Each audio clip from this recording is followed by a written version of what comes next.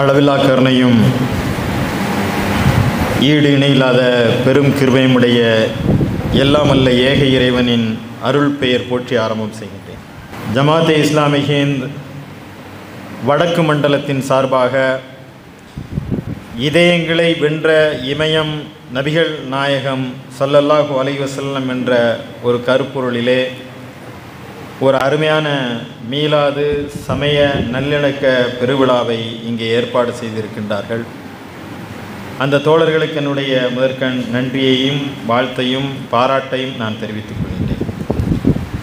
இந்த அருமையான நிகழ்விற்கு தலைமை தாங்கி இருக்கக்கூடிய ஜமாத் இஸ்லாமி ஹிந்த் கோவை வடக்கு மண்டலத்தின் தலைவர் அன்பு நண்பர் முகமது ஷமீர் அவர்களே, ஜமாத் இஸ்லாமி ஹிந்த் கோவை பெருநகர தலைவர் என்னுடைய அருமை நண்பர் மரியாதைக்குரிய PS உமர் ஃபாரூக் சாஹிப் அவர்களே, எனக்கு முன்பாக ஆற்றொழுக்குமிக்க ஒரு நல்லுரையை ஆட்சி அமர்ந்திருக்கின்ற மரியாதைக்கும் பேரன்புக்கும் உரிய பிரபஞ்ச அமைதி சேவாஸ்மரத்தின் அமைதி தூதர் குருஜி சுபாத்மா அவர்களே, நிகழ்ச்சியை வழிநடத்தி கொண்டிருக்கூடிய ஃபைசல் அவர்களே, வரவேற்ற ஆசிக் அவர்களே, அக்பர் அலி அவர்களே, இங்கே வருகை தந்திருக்கின்ற சகோதர சகோதரிகளே, குறிப்பாக சகோதர சமுதாய சொந்தங்களே, உங்கள் அனைவருக்கும் என்னுடைய முதற்கண் அஸ்ஸலாமு அலைக்கும் என்று சொல்லக்கூடிய இறைவன் புறத்திலிருந்து நம் அனைவர் மீதும் ஏக இறைவனின் அன்பும் கருணையும் பொழிவதாக என்ற பிரார்த்தனையுடன் ஆரம்பம் செய்கின்றேன். 1500 ஆண்டுகள் சற்றொப்ப இன்றைக்கு நபிகள் நாயகம் பிறந்த தினம். 1500 ஆண்டுகள் கடந்தும் அரபு தேசத்திலே மக்கா பாலை பெருவெளியில் பிறந்த முஹம்மத் நபிகளாரை கோவையில் இருக்கக்கூடிய இன்று நாம் மாத்திரமல்ல, உலகத்தின் மூலை முடுக்குகளில் இருக்கக்கூடிய இஸ்லாமிய பெருமக்கள் இந்த ஒரு நாள் மாத்திரமல்ல, ஒவ்வொரு நிமிடமும் அவருடைய வாழ்க்கையை உள்ளத்தில் ஏந்தி செயல் வடிவில் பின்பற்றுகின்ற ஒப்பற்ற மாபெரும் தலைவராக இறை தூதர் நபிகள் நாயகம் ஸல்லல்லாஹு அலைஹி வஸல்லம் அவர்கள் இருக்கின்றார்கள். அவர்களுடைய அந்த வாழ்வியலை பன்மை சமூகமான இந்தியாவில் இருக்கக்கூடிய எங்கள் தொப்புள் கொடி உறவினரான உங்களுடன் பகிர்ந்து கொள்ள வேண்டும் என்ற பெரும் விருப்பத்துடன் இத்தகைய நல்லிணக்க விழாவாக இந்த ஒன்றுகூடலை சகோதரர்கள் ஏற்படுத்தி இருக்கிறார்கள். இந்தியா ஒரு பன்மை சமூகம். இந்துக்கள், முஸ்லிம்கள், கிறித்தவர்கள், சமணர்கள், பௌத்தர்கள் என்று எல்லா மதத்தினரும் விரவி வாழ்கின்ற ஒரு பூமி. இன்னும் சொல்வதானால் இந்தியா ஒரு ஆன்மீக மண், சமய நல்லிணக்க பூமி. பல்வேறு நிறக்குழுக்கள், பல்வேறு மொழி பிரிவினர்கள், பல்வேறு பண்பாட்டினரை கொண்டிருக்கின்ற இந்த பூமியிலே ஒருவரை ஒருவர் அறிந்து கொள்ள வேண்டும், ஒருவரை ஒருவர் புரிந்து கொள்ள வேண்டும், இதுபோன்ற மனம் திறந்த உரையாடல்கள் நடத்தப்பட வேண்டும் என்ற நோக்கத்தில்தான் இந்த உரையாடல் களங்களை ஜமாத்தே இஸ்லாமி ஹிந்த் தொடர்ந்து முன்னெடுத்து வருகிறது. ஆனால் இந்த அண்மை காலம் இந்தியா சண்டைக்களமாக மாறி வருகிறது. தொலைக்காட்சியில் கூட உரையாடல் நிகழ்ச்சிகள் இல்லை, விவாத நிகழ்ச்சிகள், சண்டைக்களங்கள், சப்த களங்கள். இந்த நாட்டினுடைய ஆக்கப்பூர்வமான சட்ட விவாதங்களை ஆராய்கின்ற விவாதிக்கின்ற சட்டசபைகள் கூட சத்த சபைகளாக மாறிவிட்டன. எங்கும் பிரச்சனை, எதிலும் பிரச்சனை. மதத்தால் நீ வேறு, நான் வேறு, நீ இந்த நாட்டை சார்ந்தவன் இல்லை, நீ வேறெங்காவது சென்றுவிடு என்ற வெறுப்பு இந்த மண்ணிலே அண்மை காலமாக வெகு வேகமாக வீரியமாக முன்னெடுக்கப்படுகிறது.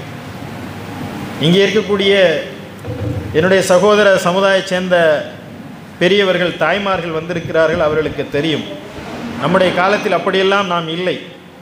மாமா மச்சானாக, அண்ணன் தம்பிகளாக, தொப்புள் கொடி உறவினராக நாம் எல்லாம் பழவி மகிழ்ந்த இந்த பூமியிலே இன்றைய தலைமுறைக்கு அத்தகைய வாய்ப்புகள் இல்லை. இது அலைபேசி காலம். இங்கே செய்திகள் மிக பிழையாக பல செய்திகள் காற்றில் தீயாய் பரவுகிறது, வெறுப்பு வேகமாக பரவுகிறது. எனவே அந்த வெறுப்புக்கு ஆட்பட்டு விடக்கூடாது என்று சொன்னால் ஒருவரை ஒருவர் அறிந்து கொள்ள வேண்டும், புரிந்து கொள்ள வேண்டும் என்பது இன்றைய காலத்தினுடைய கட்டாய தேவையாக இருக்கிறது. எனவேதான் இந்த மீலாது என்று சொல்லக்கூடிய நபி பிறந்த நாளிலே நபிகளாரை குறித்த ஒரு அறிமுகமும் புரிதலும் தெளிவும் ஏற்படுத்த வேண்டும் என்பதற்காகத்தான். அதற்கு முன்பு ஒரு கேள்வி உங்களுக்கு எழலாம். நீங்கள் முஸ்லிம்கள், உங்களுக்கு வேண்டுமானால் நபிகளார் தலைவராக இருக்கலாம், நாங்கள் அவரை தெரிந்து என்ன செய்ய போகிறோம் என்ற ஒரு கேள்வி கூட எழலாம். அல்லது 1500 ஆண்டுகளுக்கு முன்பாக மக்கத்து பாலைவனத்திலே அரபு தேசத்திற்கு வழிகாட்ட வந்த ஒருவரை இத்தனை ஆண்டு காலம் கழித்து நாம் இங்கே சிலாகித்து பேசுவதனால் என்ன மாற்றம் வந்துவிடப் போகிறது, அதற்கான தேவை என்ன இருக்கிறது என்ற கேள்வி கூட உங்களுக்கு இருக்கலாம். சுவாத்மா குருஜி அவர்கள் அதற்கான தெளிவான விடையை இங்கே வழங்கிறார்கள். நபிகள் நாயகம் அரபு தேசத்திற்கு மட்டும் வழிகாட்ட வந்தவர்கள் அல்ல, அல்லது அந்த 1500 ஆண்டுகளுக்கு முன்னால் வாழ்ந்த மக்களுக்கு மட்டும் வழிகாட்ட வந்தவர்கள் அல்ல, உலகம் முழுமைக்கும் வழிகாட்ட வந்தவர்கள். உலகத்தில் இருக்கக்கூடிய எல்லா பகுதியிலும் எல்லா காலகட்டத்தினரும் எல்லா துறையினரும் அவருடைய வாழ்க்கையை அப்படியே பின்பற்றக்கூடிய அளவிற்கு ஒரு திறந்த புத்தகமாக வெளிச்சத்தில் எழுதப்பட்ட ஒரு வாழ்க்கை பெருமானார் நபிகள் நாயகம் ஸல்லல்லாஹு அலைஹி வஸல்லமுடைய வாழ்க்கை. எனவேதான் அவருடைய வழிகாட்டுதல் அரபு தேசத்திற்கு மாத்திரமல்ல, உலகத்தில் எங்கெல்லாம் மனிதர்கள் வாழ்கிறார்களோ அத்தனை மனிதர்களுக்கும், முஸ்லிம்களுக்கு மாத்திரமல்ல. திருமறை குர்ஆன் சொல்கிறது, வமா அர்சல்னாக இல்லா ரஹ்மத்துல் லில் ஆலமீன். அவர் முஸ்லிம்களுக்கு வழிகாட்ட வந்த இறை தூதர் அல்ல. இறை தூதர் என்பவர் குறிப்பிட்ட மதத்தினருக்கு மட்டுமல்ல என்று குருஜி அவர்கள் சொல்லி காட்டினார்களே, அதே போலத்தான் நபிகள் நாயகம் முஸ்லிம்களுக்கு மட்டும் சொந்தமானவர் அல்ல, அகில உலகத்திற்கெல்லாம் அருட்கொடையாக அனுப்பப்பட்டவர். எனவே நாம் அந்த வாழ்க்கையை இதுவரை பார்க்கவில்லை என்று சொன்னால் அது சகோதர சமுதாய சொந்தங்களான உங்களுடைய பிழை அல்ல. அந்த வாழ்க்கையை அறிமுகப்படுத்த தவறியதில் எங்களுடைய பிழை என்றே நாம் எடுத்துக்கொள்ள வேண்டும். ஒரு பெருவாழ்வு, அந்த வாழ்க்கையை நீங்கள் படித்து பாருங்கள். ஒரு மகத்தான யுகப் புரட்சியை 23 ஆண்டு காலத்தில் நிகழ்த்தி காட்டிய அந்த ஒரு மாபெரும் வாழ்வை நீங்கள் எடுத்து பாருங்கள். கிபி 571 ஆண்டிலே மக்கத்திலே அந்த பாலை வெளியிலே அப்துல்லா ஆமினா என்று சொல்லக்கூடிய பெற்றோருக்கு மகனாக பிறக்கிறார் முஹம்மது. பிறப்பதற்கு முன்பே தாய் வயிற்றிலே கருவாக இருக்கும்போதே தந்தை அப்துல்லா இறந்து விடுகிறார். பெருமானார் நபிகள் நாயகம் அவர் தந்தை முகத்தை பார்த்தவரில்லை, தந்தையுடைய அரவணைப்பு அவருக்கு இல்லை. ஆமினா உடைய அரும் பெரும் மைந்தனாக அவர் வாழத் தொடங்குகிறார். 6 வயது சிறுவராக இருக்கும்போதே ஆமினா இறந்து விடுகிறார். தாயும் இல்லை, தந்தையும் இல்லை, அனாதையாக இருக்கிறார். அனாதையாக இருக்கின்ற அந்த அருமை பிள்ளையை பாட்டனார் அப்துல் முத்தலிப் வாரி எடுத்துக்கொள்கிறார். அப்துல் முத்தலிப்புடைய அரவணைப்பு 2 ஆண்டுகள் கூட செல்லவில்லை, அப்துல் முத்தலிப் மரணமடைந்து விடுகிறார். 8 வயது பிள்ளை நிர்கதியாக நிற்கும்போது பெரிய தந்தை அபூ தாலிப் அவரை ஏற்றெடுத்துக் கொள்கிறார். 25 ஆண்டுகளாக அந்த மண்ணிலே பெருமானார் நபிகள் நாயகம் ஆடுகளையும் ஒட்டகங்களையும் மேய்த்து திரிந்தார். ஒழுக்கமான ஒரு நல்ல வாழ்வை வாழ்ந்தார். நபி அல்ல, முகமது என்ற அந்த இளம் சிறுவர் வளர்கிறார். 25 வயதை அடைகிறார். 25 வயதை அடையும் போது அன்றைக்கு இருக்கக்கூடிய மக்காவில் இருக்கக்கூடியவர்கள் தொலைதேச ஷாம், சிரியா போன்ற தேசங்களுக்கு வியாபாரம் செய்வதற்காக செல்வார்கள். அப்படி வியாபாரம் செய்வதற்கு அங்கே செல்லக்கூடிய அந்த வணிக கூட்டத்திலே நம்பிக்கையும் நேர்மையும் திறனும் அறனும் உள்ள முகமது என்ற அந்த இளைஞரை அழைத்து செல்கிறார்கள்.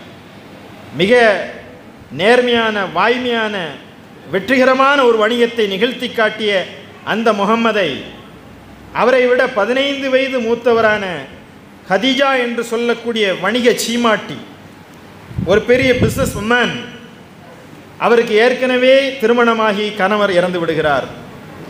மீண்டும் திருமணமாகி அந்த கணவரும் இறந்து விடுகிறார்.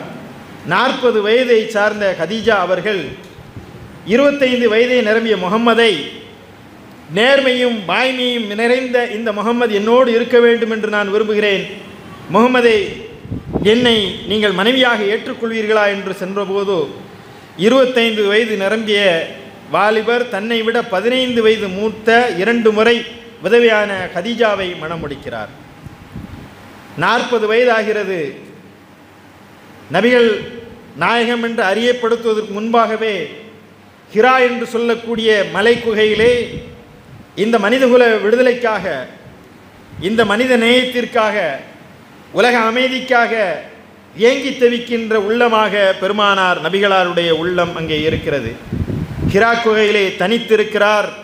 தனித்திருக்கும் போது வானவர் தலைவர் ஜிப்ரீல் அந்த ஹிரா குகையிலே வந்து நபிகள் நாயகத்தை பார்த்து, நான் இறைவனிடமிருந்து அனுப்பப்பட்ட வானவர், நான் உங்களிடம் இறை செய்தியை கொண்டு வந்திருக்கிறேன், ஓதுவீராக என்று சொன்னபோது முகமது பதறிவிடுகிறார்.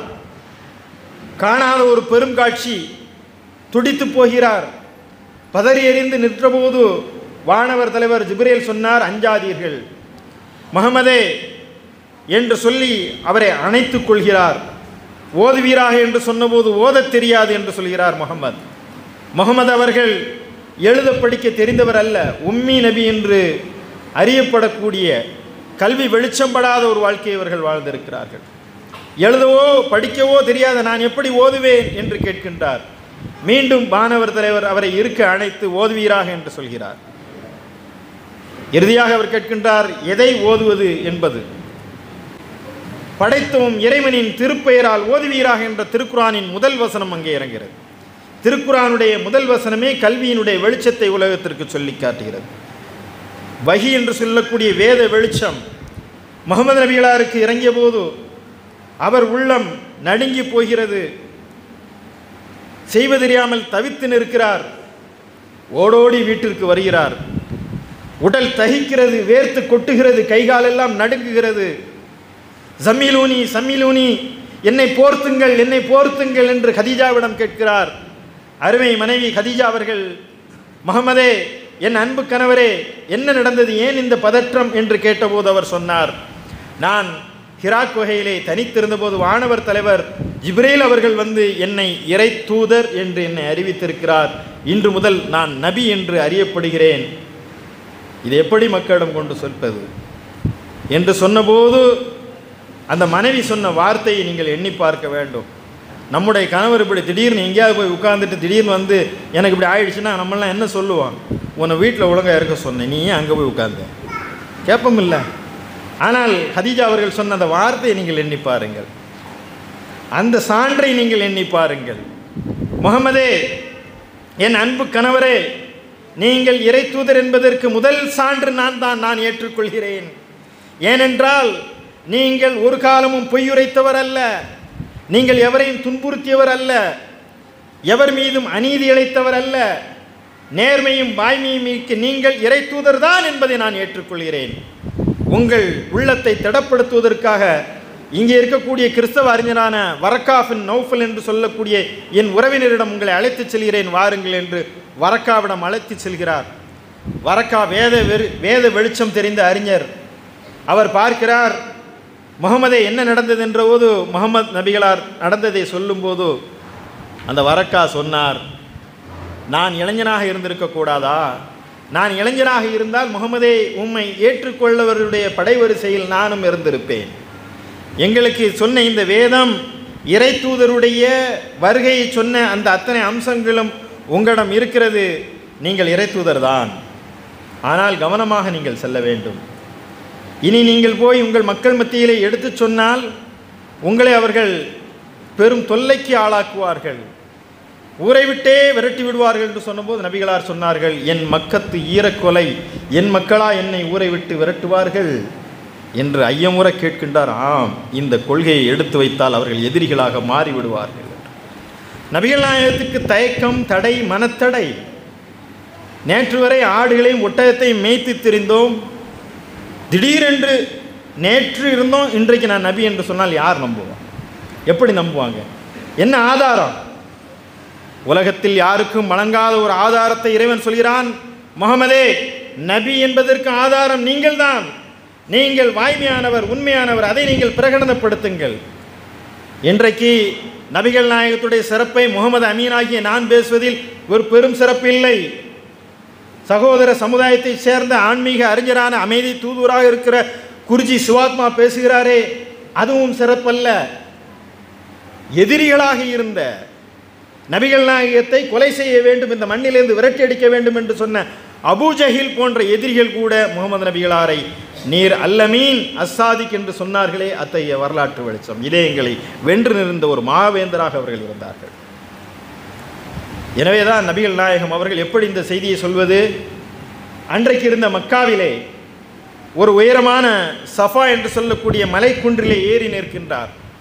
உறவினர்களை எல்லாம் அழைக்கின்றார். சொந்தங்கள், பந்தங்கள், உறவினர்கள் எல்லோரும் வாருங்கள்.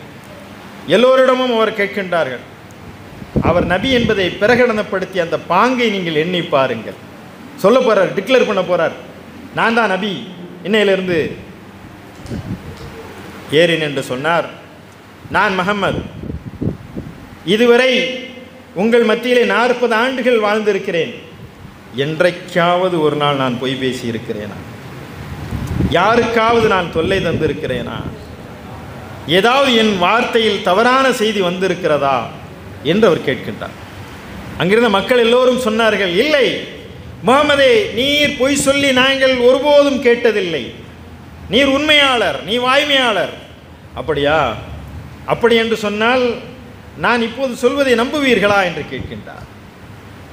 சொல்லுவது நீர் என்றால் அதை நாங்கள் நம்புவோம். இந்த மலைக்குன்றுக்கு பின்னால் இருந்து ஒரு படை உங்களை தாக்க வருகிறது என்று சொன்னால் நீங்கள் நம்புவீர்களா என்று கேட்கின்றார். அந்த கூட்டத்தை பார்த்து அவர்கள் சொல்கிறார்கள், ஆம் நாங்கள் நம்புவோம், சொல்வது நீங்களாக இருந்தால். அப்போதான் முகமது நபிகளார் அவர்கள் சொன்னார்கள், 40 ஆண்டுகளாக பொய் பேசாத, உண்மை பேசி வருகிற, இப்போதும் நான் உண்மை பேசுவேன் என்றதை நீங்கள் நம்பக்கூடிய உங்களிடம், நான் எதை சொன்னாலும் நம்புவேன் என்று சொல்லக்கூடிய உங்களிடம் நான் சொல்கிறேன், நான் இறை தூதராக இறைவனால் அறிவிக்கப்பட்டிருக்கிறேன். ஒரே இறைவனை தவிர வேறு இறைவனை வணங்கக்கூடாது, அவனுக்கு இணை வைக்கக்கூடாது, நான் இறைவனின் தூதர் என்று சொன்னபோது அந்த மக்கள் எல்லாம் கோபப்பட்டார்கள். இதை சொல்லவா நீ எங்களை அழைத்தாய்? எந்த உதடுகளால் வாய்மையாளர், உண்மையாளர் என்று சொன்னார்கள்? அவர்கள் சொன்னார்கள், நீர் ஒரு பொய்யர் என்று சொன்னார்கள். மஜ்னூன், நீர் பைத்தியக்காரர் என்று சொன்னார்கள்.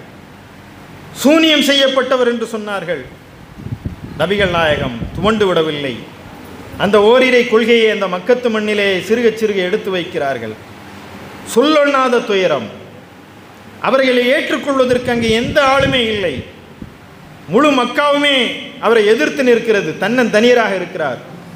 ஒவ்வொருவராக அந்த படைப்பிரிவிலே இணைகிறார்கள். இந்த கொள்கை வாய்மையானதுதான் என்று ஏற்றுக்கொள்கிறார்கள். 13 ஆண்டு மக்கா வாழ்க்கையிலே அவர்கள் இருக்கும்போது அவர்களை ஊரை விட்டு துரத்திவிட வேண்டும் என்ற ஒரு நிலை இல்லை, அவரை கொலை செய்துவிட வேண்டும் என்று முடிவெடுக்கிறார்கள். அவர்களை கொலை செய்ய வேண்டும் என்று திட்டமிட போது இறைவனுடைய அனுமதியுடன் அவர்கள் பக்கத்தில் இருக்கக்கூடிய எதிரிப் என்று சொல்லக்கூடிய மதீனாவிற்கு அவர்கள் இடம்பெயர்ந்து செல்கிறார்கள். அதுதான் ஹிஜ்ரி. அதிலிருந்து நாங்கள் ஹிஜ்ரி இஸ்லாமிய நாட்காட்டியை எடுத்துக்கொள்கிறோம். அங்கே சென்றபோது அவர்கள் நிம்மதியாக அவரை இருக்க விட்டார்களா? இல்லை. இங்கிருந்து அந்த முகமது அங்கே இருந்தால் அவரை அழித்தொழிக்க வேண்டும் என்பதற்காக இங்கிருந்து படைகளை அனுப்பினார்கள், போர் தொடுத்தார்கள். அத்தனை போர்களும் தற்காப்பு யுத்தங்களாக நடத்தப்பட்டனதை தவிர நபிகளார் ஒரு யுத்தத்தை கூட முன்னெடுத்தவர்கள் அல்ல. அன்பையும் அறத்தையும் போதித்தவர் அவர்கள். எனவே அந்த யுத்தத்திலே எதிர்கொண்டு நின்றார்கள். அந்த மக்களுடைய இதயங்களை வென்றார்கள், உள்ளங்களை வென்றார்கள்.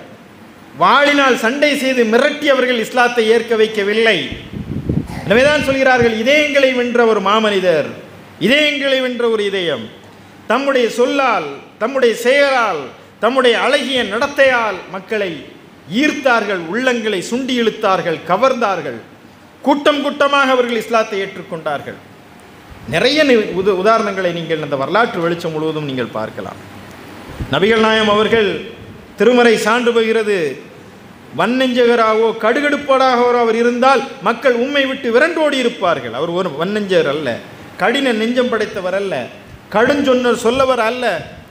எளிமையாக வாய்மையாக உண்மையாக வாழ்ந்தார்கள். எந்த சொல்லை சொன்னார்கள் அந்த சொல்லுக்கு தாமே முன்னுதாரணமாக இருந்தார்கள். எவ்வளவு அவருடைய வாழ்க்கையிலே கருணையும் அன்பையும் வெளிப்படுகிறது என்பதை அன்பு கூர்ந்து நீங்கள் வாசிங்க. நீங்கள் இதை இஸ்லாத்தை அறிந்து கொள்ள வேண்டும் என்பதற்காக அல்ல, ஒரு மாபெரும் மகத்தான தலைவரை அறிந்து கொள்ள வேண்டும். இப்படியெல்லாம் இந்த மண்ணிலே ஒரு மகத்தான மாமனிதர் வாழ்ந்திருக்கிறாரா என்பதை நீங்கள் அவசியம் கட்டாயம் நீங்கள் முகமது நபிகளாருடைய வாழ்க்கையை படித்தால் உங்களை அறியாமலே நீங்கள் கண்ணீர் சிந்துவீர்கள். வெளியே புத்தகங்கள் வைத்திருக்கிறார்கள், அந்த புத்தகங்களை வாங்கி பாருங்கள். நபிகள் நாயகத்துடைய போதனைகளே, அவர்கள் போதித்த போதனைகளில் எங்காவது ஒரு இடத்திலே வெறுப்புக்குரிய ஒரு வார்த்தையை சொல்லியிருப்பார்களா என்பதை நீங்கள் பார்க்கலாம். இல்லவே இல்லை. வாழ்வு முழுவதும் அன்பை போதித்தார்கள், வாழ்வு முழுவதும் உண்மையை போதித்தார்கள், வாழ்வு முழுவதும் சத்தியத்தை எடுத்துரைத்தார்கள். அந்த சத்தியத்திற்கு தாமே சான்றாக நின்றார்கள். எதிரிகளுடைய உள்ளங்களையும் வெல்வது என்பது ஆகப்பெரிய உச்சம். நபிகள் நாயகம் ஸல்லல்லாஹு அலைஹி வஸல்லம் அவர்கள் மக்காவிலே சொந்த மண்ணிலே தொழுது கொண்டிருக்கிறார்.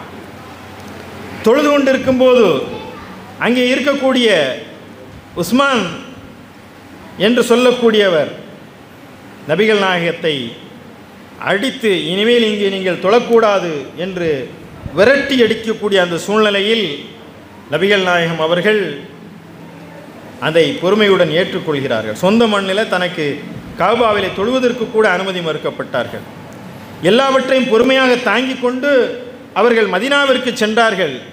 மதீனாவிற்கு சென்ற அந்த 10 ஆண்டு காலங்களிலே வெற்றி வீரராக மக்காவிற்கு திரும்பி வருகிறார்கள். எந்த மண்ணிலிருந்து தன்னந்தனியராக அனுப்பப்பட்டார்களோ அந்த மண்ணிலே முழுமையாக பெரும் கூட்டமாக இஸ்லாத்தை ஏற்றுக்கொண்ட மக்கள் இருக்கிறார்கள். நபிகள் நாயகம் வெற்றி வீரராக திகழ்ந்து வருகிறார்கள். மக்காவுக்குள்ள வர்றாங்க. தன்னை சொல்லால் அடித்தவர்கள், கல்லால் அடித்தவர்கள், தொலை மறுத்த உஸ்மான் போன்றவர்கள் இன்னும் எல்லோரும் அங்கே நிற்கக்கூடிய அந்த நேரத்திலே நபிகள் நாயகம் அவர்களை பார்த்து கேட்டார்கள், என் அன்பு சகோதரர்களே, இன்று ஆட்சி அதிகாரத்துடன் வெற்றியுடன் நான் திரும்பி இருக்கிறேன், என்னிடம் நீங்கள் என்ன எதிர்பார்க்கிறீர்கள் என்று சொன்னபோது அந்த மக்கள் சொன்னார்கள், நபியே, உங்களிடம் நாங்கள் மன்னிப்பையும் கருணையும் தவிர வேறு எதையும் எதிர்பார்க்கவில்லை என்று. உலகப் பிரகடனம் அது. நபிகள் நாயகம் அவர்கள் சொன்னார்கள், என்னை தொல்லை தந்தவர்கள், என்னை எதிர்த்தவர்கள், என் தோழர்களை கொலை செய்தவர்கள் எல்லோருக்கும் இன்றைக்கு பொது மன்னிப்பு. இந்த மக்களுடைய தலைவராக இருந்து ஒரு யுத்தத்திற்கு காரணகர்த்தாவாக இருந்து பெரும் எதிரியாக திகழ்ந்து இஸ்லாத்தை ஏற்ற அபு சுஃபியான் போன்றவர்களை பார்த்து சொன்னார்கள், அபு சுஃபியானுடைய இல்லத்தில் தஞ்சமடைவர்களுக்கும் இன்றைக்கு பொது மன்னிப்பு என்று சொன்னார்கள். மக்கள் எல்லாம் கண்ணீர் விட்டு இவ்வளோ பெரும் மனதா உங்களுக்கு என்று கேட்டார்கள். அப்போது அந்த உஸ்மானும் அங்கே நிற்கிறார். எந்த முகமதை மக்காவில் தொழ வேண்டாம் என்று அடித்து விரட்டினாரோ அவரும் பயத்தோடு நிற்கிறார். நம்ம என்ன செய்து விடுவாரோ. நபிகள் பார்த்து விடுகிறார், உஸ்மானை வாருங்கள், நில்லுங்க. அவர் பதத்தோடு நிற்கிறார், எனக்கு என்ன தண்டனை தரப்போகிறாரோ என்று. இதோ காபத்துல்லாவுடைய சாவி உங்கள் கையிலே இருக்கட்டும், நீங்கள் வைத்திருங்கள் என்று சொன்னார். சொல்லிவிட்டு சொன்னார்கள், உங்களுக்கும் மன்னிப்பு வழங்குகிறேன், இந்த உலகம் அழியக்கூடிய காலம் வரைக்கும் இந்த காபத்துல்லாவுடைய சாவி உங்களுடைய வாரிசுகளிடம்தான் இருக்க வேண்டும் என்று சொன்னார்கள். இன்றைக்கும் உலகத்தினுடைய முதல் ஆலயமாக திகழ்கின்ற காபாவுடைய சாவி உஸ்மானுடைய வாரிசுகளிடம்தான் இன்றைக்கும் இருந்து. இது அந்த மக்களுடைய இதயங்களை எல்லாம் ஈர்த்தது. எதிர்த்தவர்களை, தன்னை எதிர்த்து நின்றவர்களை வெல்வது என்பது சண்டையில் அல்ல, அவர்களை தங்களவர்களாக மாற்றிக்கொள்வது, தன்னுடைய ஆளாகவே மாற்றிக்கொள்ளக்கூடிய ஒரு பெரும் ஆற்றலை நபிகள் நாயகம் ஸல்லல்லாஹு அலைஹி வஸல்லம் அவர்கள் பெற்றார்கள். அது மட்டுமல்ல, தான் நல்லவராக வாழ்வது என்பது எளிது, தன்னை சார்ந்தவர்களை நல்லவர்களாக வைத்திருப்பது என்பது ரொம்ப பெரிய சிரமம். லஞ்சம் வாங்க மாட்டார் தலைவர், ஆனால் கட்சியில் ஊழல் இருக்கும். அடுத்தடுத்து வரக்கூடிய வார்டு வட்டம் என்று கீழே போயாச்சுன்னா எங்கேயாவது ஒரு இடத்துல. ஆனால் நபிகள் நாயகம் வார்த்தெடுத்த அத்தனை தோழர்களும் நீதியினுடைய நிழலிலே இருந்தார்கள். வாய்மையாளர்களாக, உண்மையாளர்களாக, நேர்மையாளர்களாக இருந்தார்கள். எவர் மீதும் வெறுப்பு கொள்ளக்கூடாது, இந்த மண்ணில் என்றைக்கு வெறுப்புக்கு இடமில்லை என்பதை பிரகடனப்படுத்தினார்கள். அப்படிப்பட்ட தோழர்களை நீங்கள் நபித்தோழர்கள் என்று அறியக்கூடிய தோழர்களுடைய வரலாற்றை எல்லாம் நீங்கள் எடுத்து பாருங்கள். அதனால தான் இன்றைக்கு குருஜி அவர்கள் சொன்னார்கள், நான் பழகிய வரையில் எனக்கு தெரிந்த வரையில் முஸ்லீம்கள் என்னிடம் சண்டை போடக்கூடியவர்களை நான் பார்த்ததில்லை, பொய் பேசவர்கள் நான் பார்த்ததில்லை என்று அவர்கள் ஒரு சான்று வழங்கினார். இருக்கலாம், முஸ்லீம்கள்லேயும் பொய் பேசுறவங்க இருப்பாங்க, சண்டை போடுறவங்க இருப்பாங்க, எல்லா இடத்துலையும் இருக்கிற மாதிரி இங்கே இருப்பாங்க. ஆனால் அத்தகைய ஆட்களை சுவாமி பார்க்கலையே தவிர இருப்பாங்க. ஆனால் ஒப்பீட்டளவில் பார்த்தால் எது எங்களை பொய் பேசுவதிலிருந்து தடுக்கிறது, எது எங்களை தீமை செய்வதிலிருந்து தடுக்கிறது, எது நல்லறம் செய்வதற்கு தூண்டுகிறது என்று சொன்னால் நபிகள் நாயகம் அவர்கள் வாழ்ந்த அந்த வாழ்க்கையும் அவர்கள் போதித்த அந்த போதனையும். இன்னொரு விஷயம் என்னவென்று என்றால், உபதேசம் செய்வது எளிது. நாம் வார்த்தைகளை காற்றில் அள்ளி வீசி விடலாம். ஆனால் சொன்னதை செய்வது என்பது நடக்காத காரியம். சொல்வது எளிது, செய்து காட்டுவது என்பது. நபிகள் நாயகம் ஸல்லல்லாஹு அலைஹி வஸல்லம் அவர்கள் ஒருவர் தான் எதையெல்லாம் சொன்னார்களோ அத்தனையும் செய்து காட்டினார்கள். தன் வாழ்காலத்திலேயே பெண் குழந்தை பிறந்தால் உயிரோடு புதைத்து விட வேண்டும் என்ற அந்த கொடுமை இருந்தது. இப்போ கேட்கலாம் இல்லை, ஏன் நபிகளார் 1500 ஆண்டுகளுக்கு பின்பு இன்றைக்கும் கொண்டாடுகிறோம் என்று? அன்றைக்கு இருந்த சாதி இன்றைக்கும் இருக்கிறது. சாதி இருக்கின்றவன் என்று சொல்கின்றவன் இருக்கடானடா என்று சொல்லி எத்தனை ஆண்டுகளாகிவிட்டது? 1000 ஆண்டுகளாக இந்த மண்ணிலிருந்து சாதியை வேறறுக்க முடியவில்லை. ஆனால் நபிகள் நாயகம் அவர்கள் அந்த சாதியை வேரோடு அடித்து ஒழித்து காட்டினார்கள். பிலால் என்று சொல்லக்கூடிய நீக்ரோ அடிமையை, அகதியாக வந்தவரை, கருப்பினத்தவரை அவர் இஸ்லாத்தை ஏற்றுக்கொண்டதும் யாரெல்லாம் தொட்டால் தீட்டு பார்த்தால் தீட்டு அவர் ஒடுக்கப்பட்டவர் என்று சொன்னார்களோ, இறை இல்லமாம் புனித உலகத்தினுடைய மிக உச்சமான இறை இல்லமான கஅபாவிற்குள் நுழைவதே தீட்டு என்று சொன்னபோது பெருமானார் நபிகள் நாயகம் பிலாலை அழைத்தார்கள். பிலாலே, என் சகோதரரை வாருங்கள் என்று அணைத்துக் கொண்டார்கள். அதை பார்த்த உயர்குலத்தவர்களுக்கெல்லாம் கோபம் கொப்பளித்து விட்டது.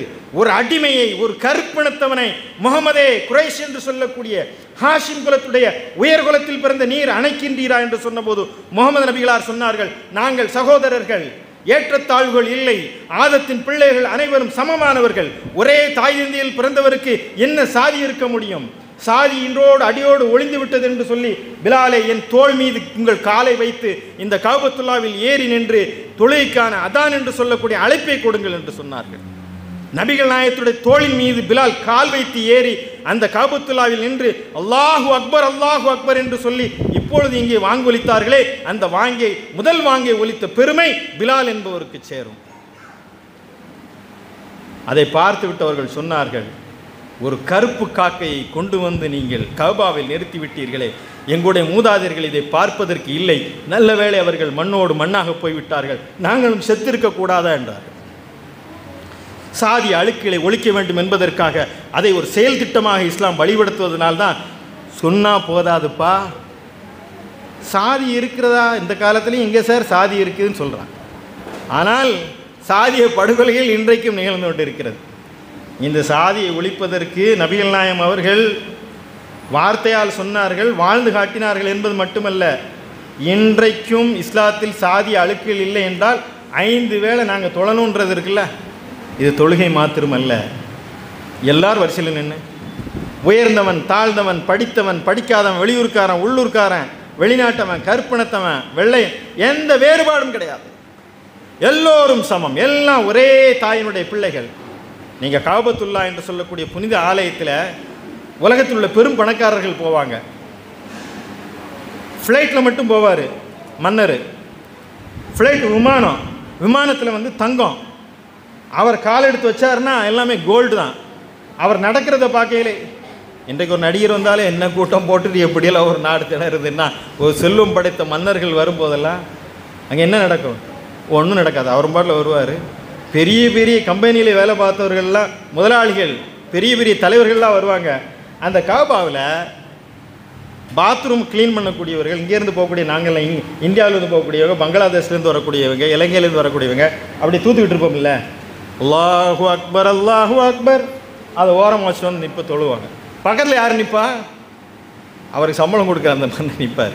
அவருக்கு பின்னாடி யார் நிற்பா? அந்த நாட்டுடைய நிதியமைச்சர் வந்து அவர் நிற்பார். இங்கே உள்ளே வந்தால் எல்லோரும் சமம், எவனும் உயர்ந்தவன் இல்லை, எவனும் தாழ்ந்தவன் இல்லை, இறைவன் முன்னால் அனைவரும் சமம், சீப்பின் பற்களைப் போல் சமமானவர்கள் என்பதை நிரூபித்தார்கள். அதனால தான் இஸ்லாத்தை இன்றைக்கு ஜாதி இல்லை. நான் இன்றைக்கி உகண்டாவுக்கு போனான்னு ஒரு பள்ளியில் போய் தொழுவேன். கோயம்புத்தூரில் இன்றைக்கி வந்து இறங்கினோடனே பஸ் ஸ்டாண்டுக்குள்ளே ஒரு பள்ளியில் போய் தொழுகிறேன். யார் நீ வெளியூருக்கார, எங்கேருந்து வர்ற, ஏன் உள்ளே வர்ற, நீ எந்த இடம் கேட்க மாட்டாங்கல்ல. யார் வேண்டுமானாலும் வரலாம். சகோதர சமுதாய சொந்தங்களாக நீங்களும் பள்ளிவாசலுக்கு வரலாம். அதனால தான் நாங்கள் நிகழ்ச்சியெலாம் நடத்துகிறோம். மஸ்ஜிதுல் இஹ்சானில் விசிட் அவர் மாஸ், எங்கள் பள்ளிவாசலுக்கு வாருங்கள். இங்கே விஐபிக்கான வரிசையில் இல்லை, எல்லோருமே ஏற்ற தாழ்வுகள் இல்லாத ஒரு நெறி, இதுதான் இறைநெறி என்பதை அவர்கள் போதித்தார்கள். இதுவெல்லாம் சரி, நாம் உட்கார வச்செல்லாம் பேசியெல்லாம் பெண்ணு கொடுக்க முடியுமா, எடுக்க முடியுமா? ஜனாதிபதியாக கூட ஆக்கிடலாம், அவர்களை வைத்து ஒரு அரசியல் செய்யலாம். பழங்குடி இனத்தவரை இன்றைக்கு நாட்டுடைய குடியரசுத் தலைவர் ஆக்கி விடலாம், அதன் மூலமாக சில அரசியல் அறுவடைகளை செய்து விடலாம். ஆனால் ஜிலேபிப் என்று சொல்லக்கூடியவர், ஜிலேபிப்னாலே சின்ன சட்டன் அர்த்தம், ஒரு ரொம்ப குள்ளமாக இருப்பார். ஒன்றும் அவருக்கு பேரே கிடையாது, பேர் இல்லை அவருக்கு, ஆள் அசிங்கமாக இருப்பார், படிப்பில்லை, பணம் இல்லை, குலம் இல்லை, வசதி இல்லை, வாய்ப்பில்லை. பெருமானார் கேட்கின்றார்கள், ஜிலேபிபே வயசாகிட்டே போதா, கல்யாணம் முடிக்கலையப்பா?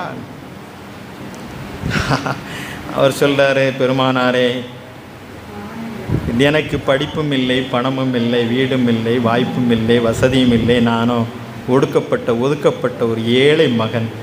எனக்கு பெண் கொடுப்பதற்கு இந்த மக்காவிலே, இந்த மதீனாவிலே இந்த பெண் கொடுப்பதற்கு யாருமே முன்வர மாட்டார்களே, எனக்கு எப்படி திருமணமாகும்? நபிகள் நாயகம் அவர்கள் சொன்னார்கள், எப்படிப்பட்ட ஒரு சமுதாயத்தை உருவாக்கி காட்டி இருக்கிறேன் என்பதற்கான அடையாளம் ஜிலேபி. வாங்க, நான் சொல்கிற இந்த உயர் கோத்திரத்தில் உள்ள உயர்ந்த ஒரு பெரிய ஜமீன் என்று தன்னை கருதி கொண்டிருக்கிறார்ல, அவர் வீட்டுக்கு போங்க, அந்த பெண்ணை கேளுங்க, எனக்கு மனம் முடிச்சு தருவீங்களான்னு கேளுங்க.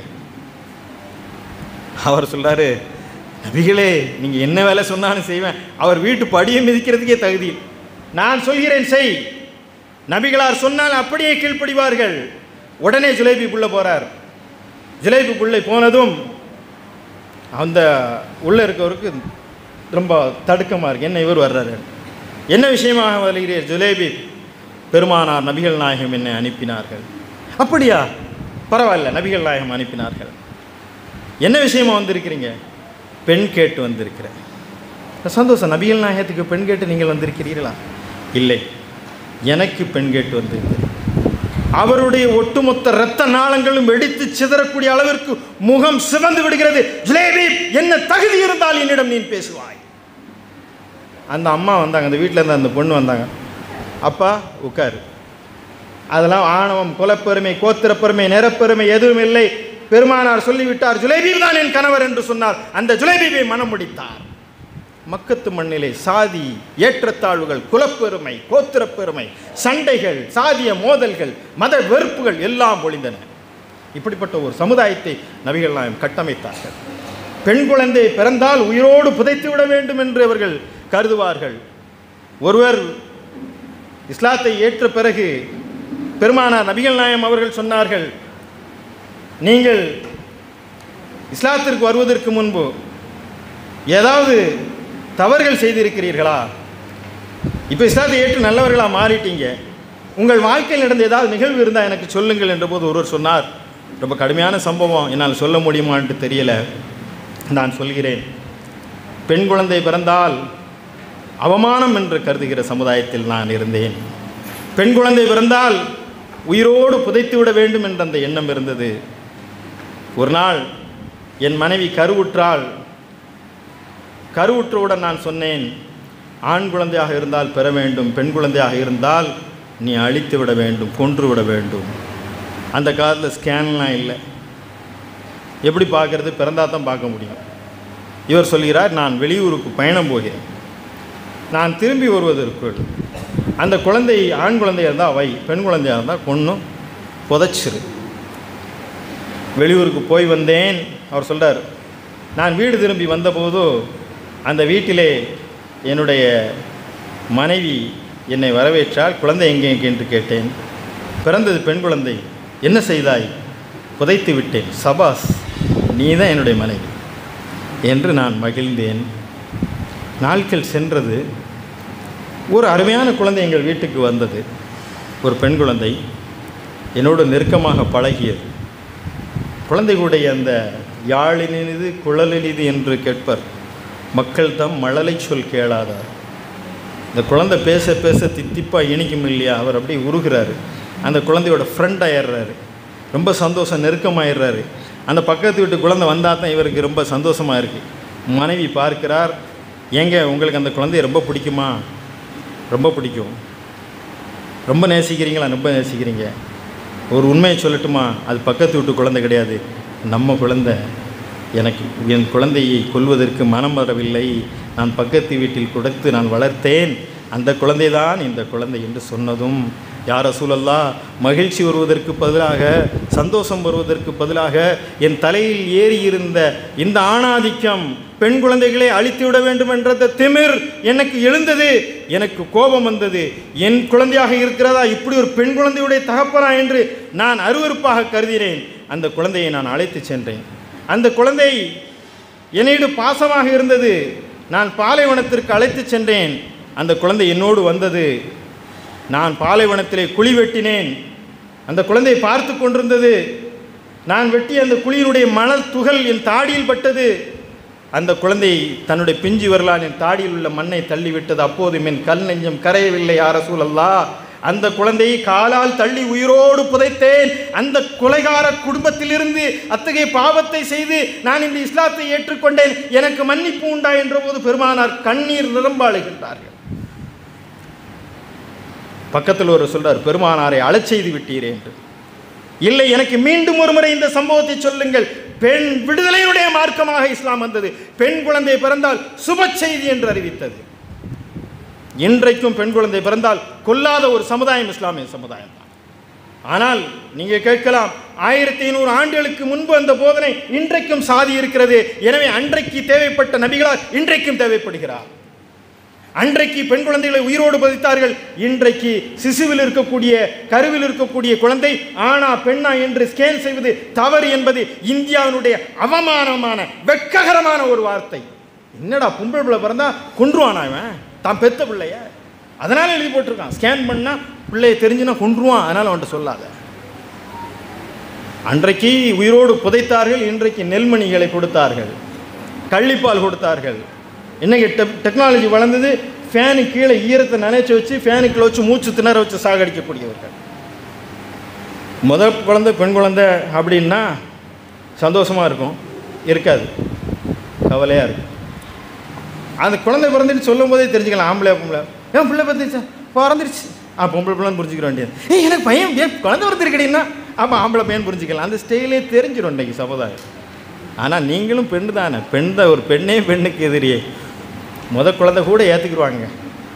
ரெண்டாவது பெண் குழந்தை பிறந்துருச்சுன்னா அந்த பெண்ணு படுற பாடு எவ்வளோ வலியோடு அந்த தாய்மை உள்ளம் இருக்கும். ஆனால் பெண் குழந்தை பிறந்து அவள் அவமானமாக நிற்பாள். மூன்றாவது குழந்தை பெண் குழந்தை பிறந்தா இனிமேல் நீ பிள்ளையே பெறக்கூடாது. ஆனால் எனக்கு 2 பெண் குழந்தை, நான் உள்ளபடி சொல்கிறேன், ஆண் குழந்தை பிறந்திருந்தால் கூட அத்தனை மகிழ மாட்டேன்.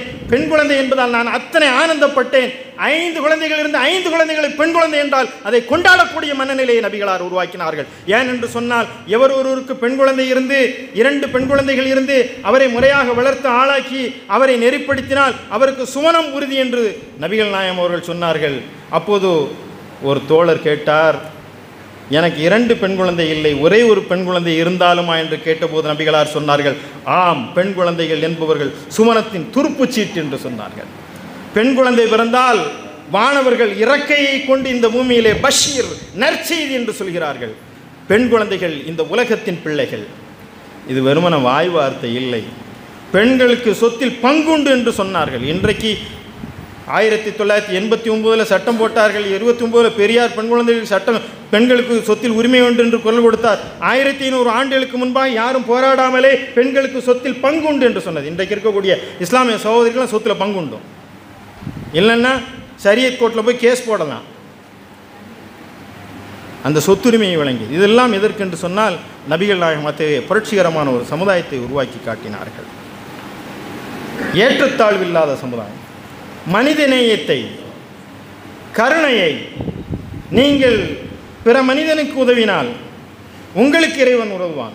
விண்ணில் உள்ள மனிதருக்கு கருணை காட்டினால் விண்ணில் உள்ள இறைவன் உங்களுக்கு கருணை காட்டுவான். இன்றைக்கு முஸ்லீம்கள் எல்லாம் கொரோனா காலத்தில் இறந்த பிணங்களை கூட தூக்கி ஓடுறவன் எதனால்? இன்றைக்கு ஜமாத் இஸ்லாமி ஹிந்த் அந்த கொரோனா காலத்தில் செய்த பணிகள் எல்லாம் மகத்தான பணிகளை இந்த கோவையில் செய்து எதற்காக? எலெக்ஷனுக்கு வந்தோமா நிற்க மாட்டாங்க. அப்படியே நின்னாலும் கட்சி சார்பு வேறு எதுக்கு ஆதரவு கொடுத்தாலும் நாங்கள் கொரோனாவில் இதை சொன்னோன்னு சொல்லி ஓட்டு கேட்க மாட்டோம் எந்த முஸ்லீம் அமைப்பு. சுனாமியில் நின்று அவர்கள் இந்த வெள்ளத்திலே, அந்த சுனாமி காலத்தில் முஸ்லீம்கள் களத்தில் நின்றார்களே, சென்னை பெருவெள்ளத்தில் நின்றார்களே, எதற்காக? ஏன் தெரியுமா? காசு வேணுங்கிறதுக்காக இல்லை, பேர் வேணுங்கிறதுக்காக இல்லை, ஓட்டு வேணுங்கிறதுக்காக இல்லை. நபிகள் நாயம் அவர்கள் சொன்னார்கள், மறுமையில் உங்களுக்கு இறைவனிடம் வெற்றி வேண்டும் என்று சொன்னால் சக மனிதனிடம் நீ அன்பு காட்ட வேண்டும், கருணை காட்ட வேண்டும், மனித குலத்தின் மீது நீங்கள் கருணை காட்ட வேண்டும் என்ற அந்த உபதேசம்தான் முஸ்லிம்களாகிய எங்களை களத்திற்கு அனுப்பியது. நான் இந்த வாரம் செய்தியை படிக்கும்போது கோயம்புத்தூரில் ஒரு அருமையான ஒரு செய்தியை படித்தேன். அது எங்களுடைய சமரசம் பத்திரிகையில் கடைசி பகுதியில் நான் அதை எழுதும்போது எனக்கு என்னை அறியாமலே கண்ணீர் வந்தது. காந்திபுரத்திலிருந்து ஆத்துப்பாலம் வரைக்கும் உள்ளான பகுதியில் டிராஃபிக் அதிகமாக இருக்கும். பெரிய கடை வீதியில் இருக்கக்கூடிய அத்தார்பள்ளியில் தூய்மை பணியாளராக இருந்த சுல்தான் பாய் வந்து என்ன பண்ணுவார்னா, தினசரி அங்கே உள்ள டயத்தை முடிச்சுட்டு நேராக காந்திபுரத்துலேருந்து ஆத்துப்பாலம் வரைக்கும் ஒரு விசில் எடுத்து வந்து விசில் ஊதி டிராஃபிக்கை க்ளீன் பண்ணுவார். கேள்விப்பட்டிருக்கீங்களா? டிராஃபிக் தாத்தா சுல்தான் பாய் விசில் ஊதி டிராஃபிக் அவர் க்ளீன் பண்ணிகிட்டே இருக்கார். அவரெல்லாம் நீங்கள் பார்த்துருப்பீங்க.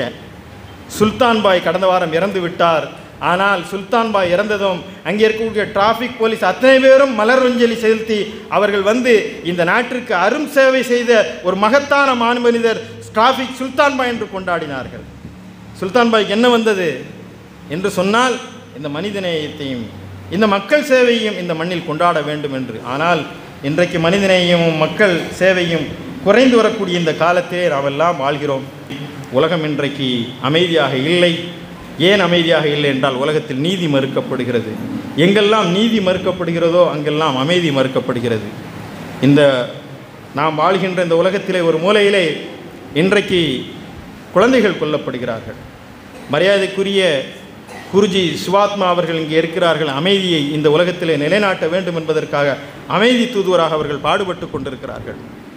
ஆனால் இன்றைக்கு பலஸ்தீனத்திலே சின்னஞ்சிறு குழந்தைகள் கொல்லப்படுகிறார்கள். எதற்காக கொல்லப்படுகிறார்கள்? ஏன் கொல்லப்படுகிறார்கள்? அதை குறித்து நாம், அதெல்லாம் முஸ்லீம்கள் தானே, அது எங்கேயோ பலஸ்தீன பிள்ளைகள் தானே சாவதை இருக்க முடியுமா நம்மால்? 1500 ஆண்டுகளுக்கு முன்பிருந்த அந்த வரலாற்று நீட்சியிலே மனிதநேயத்தை உருவெடுத்து அதனுடைய பிள்ளைகளாக இருக்கக்கூடிய இஸ்லாமிய சொந்தங்கள், அது முஸ்லீம்கள் என்பதற்காக 1948க்கு முன்னாடி இஸ்ரேலுங்கிற ஒரு நாடே கிடையாது. பாலஸ்தீனத்தில் நிம்மதியாக வாழ்ந்துட்டு இருக்கான். அவன் மண்ணை போய் அபகரித்து சொத்தை சூறையாடி திருட்டுத்தனமாக உருவான ஒரு திருட்டு நாடு தான் இஸ்ரேல். இஸ்ரேல் ஒரு நாடே கிடையாது, சொந்த மண்ணு கிடையாது. அந்த மண்ணை கொஞ்சம் கொஞ்சமாக களவாடி அந்த மக்களை அடித்து நொறுக்கி ஐநா சபை இன்றைக்கு டிக்ளேர் செய்த ஜெனோசைடு. இது இனப்படுகொலை. ஒரு குழந்தை 2 குழந்தை அல்ல, சற்றேறக்குறை 20,000 25,000 குழந்தைகளை கொலை செய்திருக்கிறார் என்பது புள்ளி விவரம். ஆனால் லட்சக்கணக்கான மக்களை அவர்கள் அளித்திருக்கிறார். ஒரே ஒரு படம் வந்து இப்போ வந்து the voice of Rajab, Hind ரஜப்னு ஒரு படம். அந்த படத்தை எடுத்தவர் பென் ஹானியா அப்படிங்கிற துனிஷியா நாட்டுடைய ஒரு இயக்குனர். வெனிசுலா நாட்டுடைய துனிசியாவில் இருந்த அந்த இயக்குனர் இயக்கிய the voice of Rajab Hind என்ற இந்த ஆவணப்படத்தை வெனிஸ் திரைப்பட விழாவில் இடம்பெற செய்தார். அது அந்த மிக உயர்ந்த விருதுகளில் ஒன்றான சில்வர் லயன் கிராண்ட் ஜூரி பரிசை 2வது பரிசை பெற்றது. அந்த படத்தை பார்த்து முடித்ததும் 23 நிமிடங்கள் எழுந்து கைதட்டினார்கள். ஒரு ஆவணப்படத்துக்கு 23 நிமிடங்கள் எழுந்து கைதட்டினார்கள். அது பலஸ்தீன மக்களுடைய வலிகளை சொல்கின்ற ஒரு படம். முடிந்தால் பாருங்கள். 2024 நான் சொல்வது கதை இல்லை. அந்த அம்மா அந்த நிஜத்தை அப்படியே எழுதுகிறாங்க. ரஜப் என்று சொல்லக்கூடிய ரஜப் ஹிந்த் என்று சொல்லக்கூடிய ஒரு சின்ன பிள்ளை காரில் பெற்றோர்களோடு போய்கிட்டு இருக்கு. குண்டு போட்டு எல்லாரையும் கொண்டுட்டாங்க. அப்பா, அம்மா, அண்ணன், தங்கை எல்லாமே இறந்து கிடக்கிறாங்க. அந்த குழந்தை மட்டும் உயிர் இருக்குது. கார் வந்து எரிஞ்சு கிடக்குது. அந்த குழந்தைய எங்களுக்கு ரெட் கிராஸ் செஞ்சிலுவை சங்கத்தில் உள்ளவங்க பார்த்து விட்டு அந்த குழந்தையோட பேசுகிறாங்க ஃபோனில். அதுதான் அந்த படம். அந்த குழந்தைகிட்ட கேட்குறாங்க, எங்கே இருக்க? அனஃபி செய்யாரா, நான் காரில் இருக்கேன். கூட யார் இருக்கா? வாப்பா, அம்மா, அண்ணன், தம்பி எல்லாம் இருக்காங்க. ஆனால் யாருமே உயிரோடு இல்லை. இந்த குழந்தை சொல்லி எனக்கு பயமாக இருக்குது. இவங்க ரெட் கிராஸ்ன்னு சொன்னாங்க, பயப்படாதம்மா. இந்த ஃபோன் உரையாடலை பாருங்கள். அந்த குழந்தை எனக்கு பயமாக இருக்காங்க. பயப்படாதம்மா. இல்லை, பக்கத்தில் மிலிட்ரி இருக்குது. அது உனக்கு எவ்வளோ தூரம் இருக்குது? ரொம்ப பக்கத்தில் இருக்குது. எவ்வளோ பக்கத்தில் இருக்குது? ரொம்ப ரொம்ப ரொம்ப ரொம்ப பக்கத்தில் இருக்குது. அவங்க என்னை கொன்றுவாங்களோன்னு பயமாக இருக்குது. நீ சத்தம் காட்டாமல் உள்ளே இரு. அந்த குழந்தை சொல்கிறது, கேட்கக்கூடிய அந்த கேள்வி அவர்களுக்காக இல்லை, அந்த உலகத்தை பார்த்து கேட்கிறது. என்னை நீங்கள் கைவிட்டு விடுவீர்களா என்று கேட்கிறது அந்த குழந்தை. அந்த பேசுகின்ற அந்த பெண்மணி சொல்கிறார், அல்லாஹ் மீது ஆணையாக சொல்கிறேன், ஒருபோதும் உங்களை நான் கைவிட மாட்டேன். இந்த டெலிஃபோன் உரையாடலை துண்டிச்சிடாதீங்க, பேசிக்கிட்டே இருங்க, ஏதாவது பேசுங்க. அந்த குழந்தை பேசிக்கிட்டே இருக்குது. இவங்க தைரியம் மூட்டிக்கிட்டே இருக்கிறாங்க. இதெல்லாம் நடந்துக்கிட்டே இருக்குது. இருட்டுது, நேரம் இருட்டிக்கிட்டே இருக்குது. எனக்கு பயமாக இருக்குது, எப்படியாவது நீங்கள் வாங்க. அப்போ அந்த குழந்தை கேட்குது, நான் இங்கேருந்து தப்பிச்சு வந்தாலும் எங்கள்கிட்ட நீங்கள் பேசுவீங்களா? அந்த குழந்தையோட ஏக்கத்தை பாருங்கள்.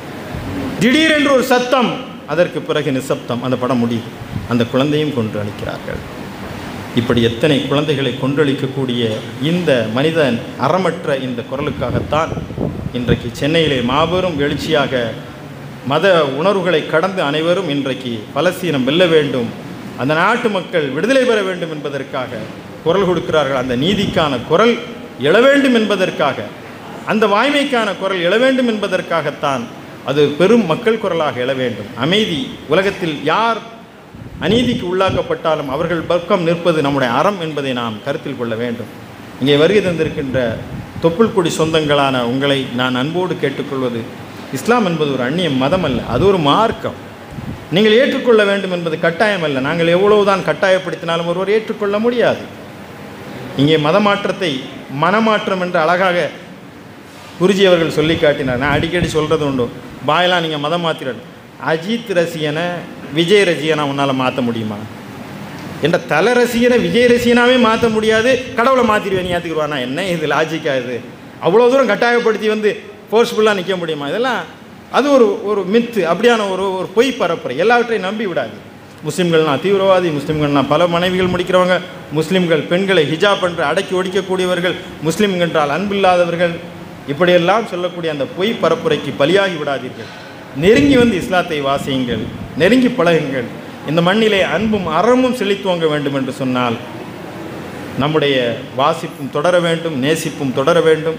அண்ணன் தம்பிகளாக, மாமன் மச்சானாக நம்முடைய உறவும் அன்பும் நெருக்கமும் தொடர வேண்டும் என்று சொன்னால் இதுபோன்ற சமய நல்லிணக்க பெருவிழாக்கள், உரையாடல்கள் தொடர வேண்டும். அதன் மூலமாக இதயங்களை இணக்கமாக்கிக் கொள்வோம். வலிமைமிக்க இந்தியாவை நாம் மீட்டெடுக்க வேண்டும். அதுதான் இன்றைய கால தேவையாக இருக்கும். நபிகளார் இந்த உலகத்திற்கு செய்த ஒரு மகத்தான செய்தியும் அதுதான். மானுட விடுதலை, மனித நேயம் என்ற அடிப்படையில் நம்முடைய வாழ்க்கை பயணத்தை நாம் அமைத்துக் கொள்வோம். நம்முடைய இதயங்களை இணக்கமாக்கிக் கொள்வோம். தோள் கொடுங்கள், துணை நில்லுங்கள். வந்திருந்து உரை கேட்ட அனைவருக்கும் என்னுடைய பேரன்பை சொல்லி உரையை நிறைவு செய்கிறேன். எல்லா புகழும் இறைவன் ஒருவனுக்கு.